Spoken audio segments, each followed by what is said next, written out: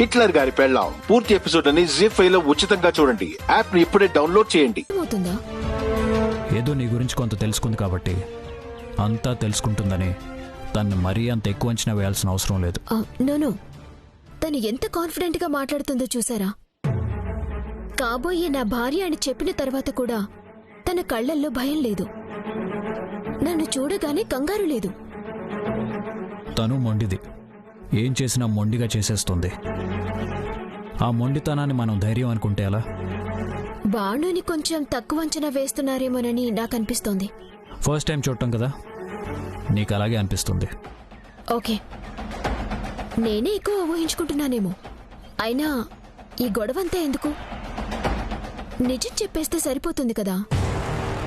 మన గురించి మనకు మాత్రమే తెలిస్తే చాలు. మనమేంటి, మన రిలేషన్ ఏంటి అనేది ఎవరికి వాళ్ళు ఊహించుకునే అవకాశం లేకుండా వాళ్ళ ఆలోచనలకి ఒక చోట ఫుల్ స్టాప్ పెట్టాను. వాళ్ళని అక్కడే ఉండనివ్వు. ఓకే అజయ్, మీ ఇష్టమే నా ఇష్టం. That's good. ఏమిటి, రాత్రికి రాత్రే ఇన్ని పనులు చేసావా?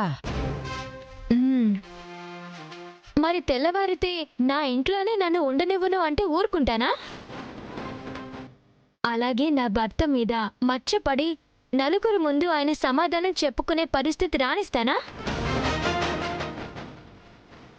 రాత్రంతా అలా తిరిగాను కాబట్టి ఆకలేసి తినేశాను. నీలో ఆ సీతమ్మ తల్లిలా ఓర్పే కాదే.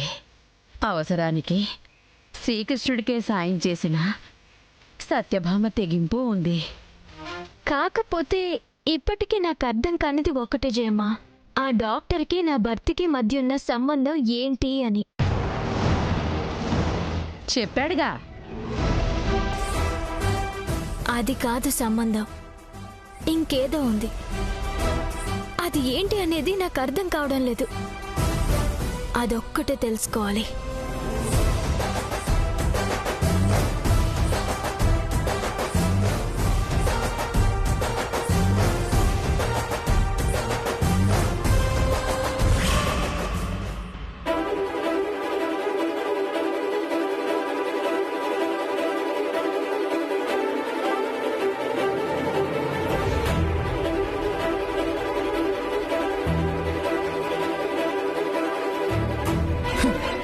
తన పని బాగుంది.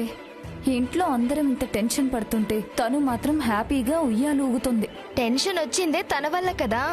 అవును, టెన్షనే తనైనప్పుడు తనకి టెన్షనే ఉంటుంది.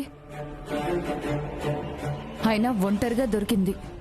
ఇప్పుడే వెళ్ళి మన బ్యాచ్లో కలిపేసుకున్నామంటే మనతో పాటే ఉంటుంది. అవకాశం ఇచ్చామో ఆ జయమ్మ భానులు అల్లుకుపోతారు. హిట్లర్ గారి పెళ్ళాం పూర్తి ఎపిసోడ్ అని జీ5 లో ఉచితంగా చూడండి. యాప్ ని ఇప్పుడే డౌన్లోడ్ చేయండి.